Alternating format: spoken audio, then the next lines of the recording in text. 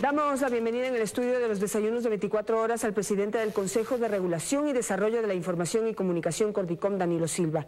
Buenos días, Danilo, bienvenido a nuestro programa. Buenos días, Janet. Muchas gracias. El presidente de la República anunció ya la presentación de reformas a la Ley de Comunicación y entre esas reformas está la eliminación de la Superintendencia de Comunicación. Quizá podemos iniciar el análisis por ahí y de ahí ir como conociendo qué otras reformas se han incluido en esa propuesta del gobierno. Si me permite, primero quisiera contextualizar. Esto no es sino un hito más del proceso de un presidente que tiene profunda vocación democrática y que va evidenciando en diferentes decisiones y en diferentes ya también hechos consumados su ejercicio democrático. Por ejemplo, si recordamos, el día que tomó la posesión, anunció que se iban a eliminar las sabatinas. Posteriormente también se comprometió a reformar o derogar el decreto 16, que tenía alguna implicación y perturbaba el ejercicio del derecho de asociación. Posteriormente también tuvo un rol muy importante, una decisión destacable en el tema de los medios públicos, con el propósito de recuperarlos y que dejen de ser medios de propaganda. También podemos rescatar dentro de este proceso la convocatoria de la consulta popular. Entonces, este es un proceso importante. Es importante contextualizar esto para que se conciba que es un proceso, que es un avance y que no es no es que o ha habido demora o en su defecto. Exacto. Sí, digamos que se podría decir que en cierta medida se ha cumplido esa promesa de recuperar los derechos humanos que fueron golpeados duramente durante los últimos 10 años del gobierno de Rafael Correa, aunque todavía falta mucho por hacer, Danilo, pero pues hay que reconocer lo que ya se ha hecho. Concentrémonos ahora en esta propuesta de la reforma a la Ley de Comunicación. Decía yo que entre lo que ya se puso sobre la mesa está la eliminación de la Superintendencia de Comunicación. ¿Puede argumentar usted esta decisión? Sí, eso tiene que ver, y también lo ha dicho el presidente con mucho énfasis, que es adecuar la normativa sobre comunicación a los estándares internacionales. ¿Qué tiene que ver esto? Que se considera a la libertad de expresión, la libertad de información, la libertad de prensa como un derecho humano. Acuérdense que hay un tema todavía en discusión, en debate, aunque la norma constitucional así lo establece, que es el servicio público. Pero tiene una implicancia mayúscula el alinearse a lo que es derecho humano. Así también tenemos como consecuencia de eso el que las opiniones no sean objeto de sanción, de control y sanción. Y así podemos citar otros ejemplos. Entonces eso es una importancia mayúscula, alinearse a los estándares internacionales. Dentro de ese contexto y más allá de la coyuntura de lo que hubo los cuestionamientos de la Superintendencia de Comunicación y lo que nos informamos cuando hubo el juicio político, conceptualmente la Superintendencia tiene un pecado de origen, digámoslo así, porque concebir las superintendencias, ¿qué son? Según la Constitución, son instituciones de control, de vigilancia, de auditoría y sanción. Entonces, al crear una superintendencia para la comunicación, ya tuvo un arranque problemático. Luego, en la ley también hay deficiencias técnicas de orden jurídico y que, entre otras cosas, motivó para que suceda lo que todos conocemos. Entonces, para restablecer la libertad de expresión y también poner en orden, porque eventualmente las posibles vulneraciones a otros derechos son objeto de lo que se conoce como responsabilidad ulterior, que también son restrictivas, porque si nosotros vemos abundante jurisprudencia que en más de 30 años que se han desarrollado normativas y jurisprudencia internacional, conciben de que en caso de colisión, hay que ver casos concretos, y eso es materia de los jueces y los especialistas, prevalecerá siempre libertad de expresión, o preferentemente, perdón. Se podría decir también, usted ha hecho una exposición de toda la alineación que deberíamos tener con las normas internacionales que regulan un derecho, que promueven o que garantizan el derecho de libertad de expresión, pero también digamos que, no sé si otro argumento podría ser que las leyes ecuatorianas prohíben que haya jueces que sancionen a grupos específicos, y eso era en lo que se convirtió la superintendencia y el superintendente de comunicación, un juez específico para periodistas o para personas que emitían su opinión a través de un medio. Sí, es un argumento que se esgrimió y se ha venido esgrimiendo durante estos últimos 5 años y que precisamente consistía en que son jueces administrativos especiales para un determinado sector. precisamente eso también abona en el cuestionamiento mayor y mayúsculo de que no debería haber ni control ni ese tipo de sanciones administrativas al ejercicio de la libertad de expresión. ¿Podría usted definir cuál será el espíritu o cuál aspira el gobierno que sea el espíritu de esta ley de comunicación renovada? Restablecer, como le decía, que la libertad de expresión, la libertad de información, la libertad de prensa, en la doble dimensión, en la dimensión individual y la dimensión colectiva, como se conoce doctrinariamente, esté precisamente en el campo del respeto. Una democracia se alimenta con el intercambio de ideas. Lo que se tiene que cuestionar son los argumentos. Los vejámenes, las descalificaciones tienen que ser superadas, ¿sí? La opinión pública se enriquece precisamente con argumentos sólidos, de toda índole. Hoy precisamente el Ecuador está teniendo debates bien importantes, bien interesantes. Nadie es dueño de la verdad. Exacto. Hay argumentos sólidos, trascendentales. Y ese es el camino que tiene que tener el Ecuador. Y ese es el espíritu de la reforma. Así es, no hay una sola verdad. La verdad la construye cada persona en la medida en que puede recibir distintos conceptos y opiniones de algún aspecto, ¿no? Mire, por ejemplo, tenemos un gobernante que dice, critiquen al poder público. Y eso tiene que ser. Denuncien, investiguen. Eso es rescatar con absoluto respeto a los medios de comunicación de las personas que ejercen esta actividad. ¿Y cómo ha sido, Danilo, este primer año de gobierno? ¿Cómo ha sido la experiencia en ese sentido? Porque, digamos, siempre es mucho más fácil decir, bueno, tienen toda la apertura, pero cuando ya empiezan a recibir, cuando un gobierno empieza a recibir los golpes de la opinión pública, los golpes de la denuncia, los golpes de la crítica, pues tal vez empieza a pensar que es más fácil controlar o dejarse llevar por esa tentación. Pero ¿cómo ha sido esa experiencia? ¿Si están preparados y dispuestos para, digamos, para seguir recibiendo las críticas que, como normalmente cualquier gobierno podría recibir? Toda crítica es bienvenida. ¿Y qué es lo más importante de las críticas? Que uno puede rectificar. Como le decía, nadie es dueño de la verdad. Hay argumentos que uno puede elaborar y construir proyectos, desarrollar procesos, argumentarlos y de pronto alguien le hace ver que eso no está bien. Y eso hay que recibir. Y esa es la democracia. Ese es el buen ejercicio de un gobierno. Hay que saber escuchar a los otros también, mayorías y minorías. Así se construye un país. Y creo que la situación compleja que estamos viviendo está teniendo unas luces en ese sentido. Hay otros aspectos de la ley de comunicación que han sido cuestionables y que fueron muy mal utilizados, muy mal aplicados y que han sido criticados a nivel internacional de una manera, pues se han asombrado con lo que tenemos en nuestra ley de comunicación. Empezando por esta figura del linchamiento mediático, que para lo que ha servido es para proteger a los corruptos. ¿Qué va a pasar con ese artículo? Bueno, yo no puedo anticipar porque el presidente lo va a presentar el día viernes. Yo le puedo dar mi opinión particular. Yo estoy en contra de esa figura. Y lo he dicho ya en algunas reuniones que he tenido, he visitado algunas universidades, he estado en algunos eventos. ¿Y por qué razón? Porque primero, aparte de tener una dificultad del tecnicismo como está concebida en la ley y la mala aplicación que se hizo, en el fondo lo que está cuestionando es el honor, la reputación y la dignidad, pero también tiene el ejercicio periodístico.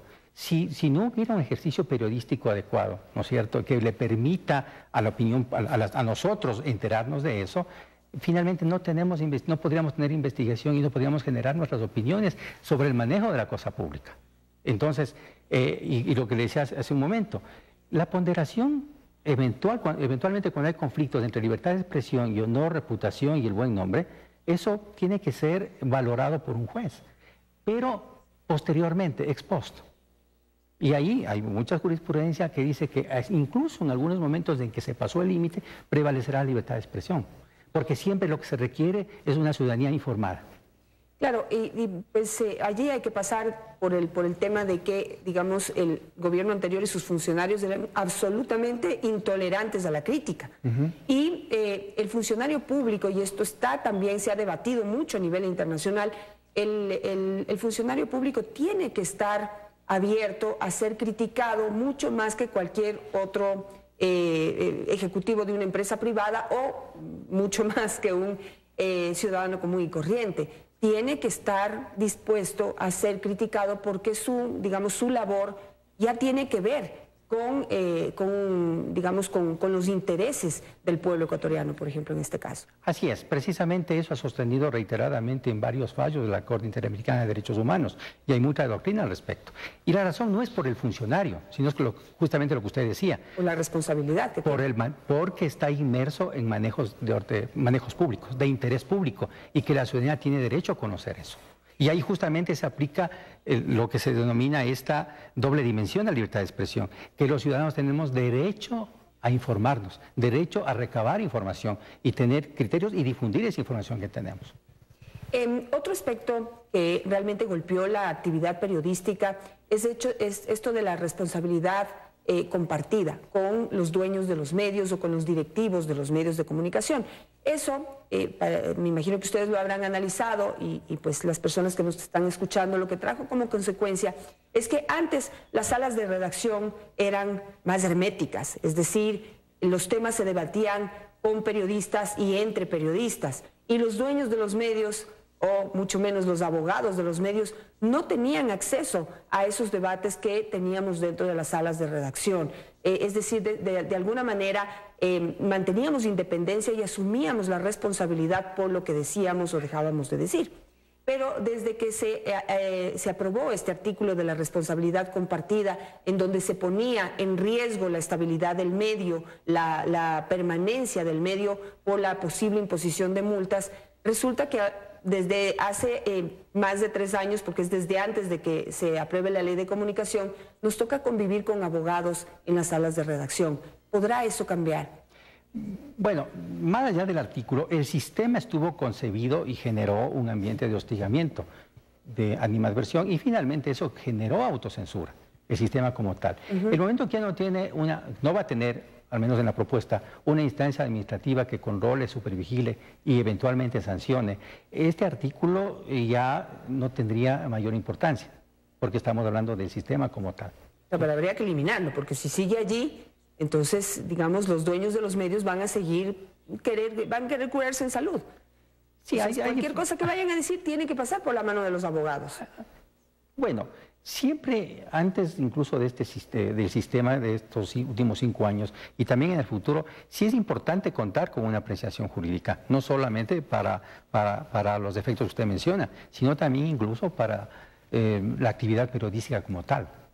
Si nosotros, no porque yo quiera tener el sesgo jurídico, pero eventualmente incluso en algunos titulares, no es motivo de lo que estamos conversando, pero en algunos titulares incluso aparentemente se vulneran ciertos derechos. Ahora, la idea no es entrar a sancionar eso, sino mejorar conjuntamente, construir y desarrollar una información que todos queremos, porque todo es proceso de mejora, y ese tiene que ser un compromiso vinculado a la corresponsabilidad. Y yo creo que sí, yo creo que todos estamos absolutamente conscientes y abiertos a que siempre la comunicación es un derecho que se puede mejorar, pero eso no puede, estas mejoras no deberían ser fruto de los debates de la misma sociedad en la que puede participar el gobierno, participan los medios, participan los ciudadanos, participa la opinión pública, participan los líderes de opinión, en donde podemos debatir, por ejemplo, un titular que tal vez no fue enfocado de una manera adecuada o que fue mal interpretado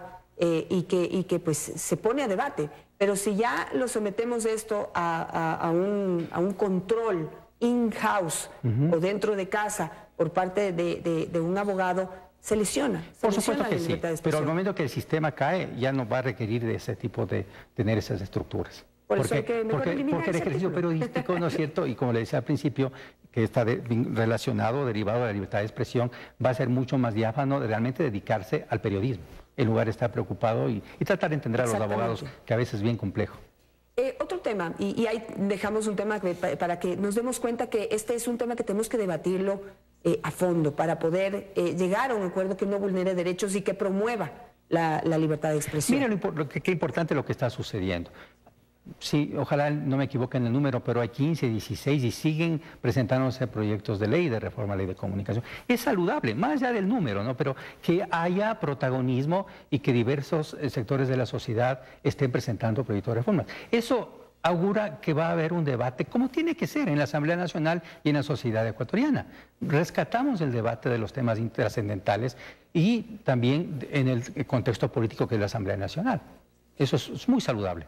El golpe más fuerte que recibimos en los últimos 10 años, y usted ya lo mencionó un poco hace un momento por este tema de los abogados en las salas de redacción, es el tema de la autocensura. La ley supuestamente garantiza que no hay censura previa en absolutamente ningún tema. Pero pues las sanciones, la superintendencia y otros aspectos que tiene la ley promovieron la autocensura. Y creo que ese fue el golpe más fuerte, el hecho de que el periodista decida quedarse callado, decida no denunciar, decida guardar papeles, decida guardar documentos, decida de alguna manera, aunque digamos, aunque no era responsable directamente, decida vulnerar derechos. ¿Sí? Eso, ese espíritu, ¿cómo queda dentro de esta nueva propuesta que va a presentar el gobierno? Precisamente eso se elimina, porque le decía anteriormente, el momento que tiene prevalencia la libertad de expresión, y así la doctrina y la legislación internacional y la jurisprudencia ha señalado, ya ese autocontrol, ¿no es cierto?, esa autocensura se ve desplazada con el ejercicio de la libertad de expresión, el derecho a investigar y proponer y dar a conocer a la opinión pública. Un aspecto ya mucho más general. Tenemos un mandato popular, podemos entrar a debatir y a recordar cómo se dio ese mandato popular, que realmente fue muy manipulado, para poder decirle a la ciudadanía que los medios de comunicación necesitan una ley que los controle y que los limite, pero por otro lado existe la opinión de que no debería haber ninguna ley. Pero yo quisiera explicar ese espíritu, ¿no? No es que no se quiere tener ningún tipo de control o lineamiento o camino a seguir, pero lo que nosotros decimos como periodistas es que lo que está ligado a la regulación o al control de la libertad de expresión está normado por las normas internacionales universales que promueven la libertad de expresión, que defienden ese derecho. Están allí. No podemos tener una ley que simplemente diga que debemos sujetarnos a esas normas internacionales que digamos, todo el tiempo están siendo perfectibles y que realmente toman en cuenta el derecho no solamente de los ecuatorianos, sino del mundo entero. Sí, es un debate muy importante, muy interesante. Precisamente hace algunos días, personas relacionadas a la Relatoría de la Libertad de Expresión me decían, mira la ley uruguaya. ¿Sí? Y la ley uruguaya tiene muchos, es una ley de radio y televisión, pero tiene muchos aspectos de actividad comunicacional. Entonces, el hecho de que haya o no haya ley, no quiero desmerecer que ese debate tenga que seguirse dando, pero hoy por hoy, como usted dice, tenemos una consulta, ¿no es cierto?, tenemos una ley que en este momento hay propuestas de reforma y va a haber una propuesta importante del presidente de la República en el cual se trata de remediar y poner los temas en orden. Es decir, todos aquellos aspectos de la ley que contravienen estándares internacionales tienen que ser depurados. Y lo más importante, hay un mandamiento que no solo se incorpora en la reforma a la ley, sino que ya está en la propia Constitución, ¿no? Y estaba en la Constitución anterior también, que la normatividad de tratados y convenios internacionales es directamente aplicable. Eso es muy importante. Entonces, eso es mandatorio para todo el Estado, y dentro del Estado incluso a los jueces. Entonces, el momento que un juez, eventualmente por un tema de responsabilidad ulterior, tenga que analizar eso, tiene que ir directamente al estándar internacional. ¿Sí? Entonces ya hay normativa. Exactamente. Ahora, aspectos importantes, por ejemplo, que fueron mal usados es otra historia, pero el derecho a rectificación y el derecho a réplica es fundamental para los ciudadanos. Correcto. Los derechos para los periodistas, la cláusula de conciencia, la reserva de fuente, correcto, es muy importante. Todo está recogido en la ley. Pero sí, eso también está en las normas internacionales. Los derechos laborales, sí, pero en el momento que no está bien regulado hay alguna dificultad. Entonces, sí podemos rescatar aspectos importantes que merecen estar en una ley, y en esta están. Ahora, usted decía, sí, hay artículos en la actual ley que se respete, se garantiza la libertad de expresión, pero más adelante se truncaba ese ejercicio. ¿Sí? Entonces, todo eso tiene que depurarse. Pero aparte de la normativa, es en la aplicación de la ley donde uno encuentra la virtuosidad y se va a encontrar el espíritu de la reforma. Perfecto, me voy a quedar con eso y pues dejamos abierto aquí el espacio para seguir debatiendo estas reformas que se van a presentar a la ley de comunicación. y esperamos pues que se cumpla con que el espíritu sea de promover la libertad de expresión, de promover el derecho a comunicarnos, a decir lo que pensamos. Eso es lo que debería tener esa ley, ese espíritu. Gracias, Danilo, por estar esta mañana. Complementaría para cerrar promover y garantizar, que es el deber de todo Estado. Así es.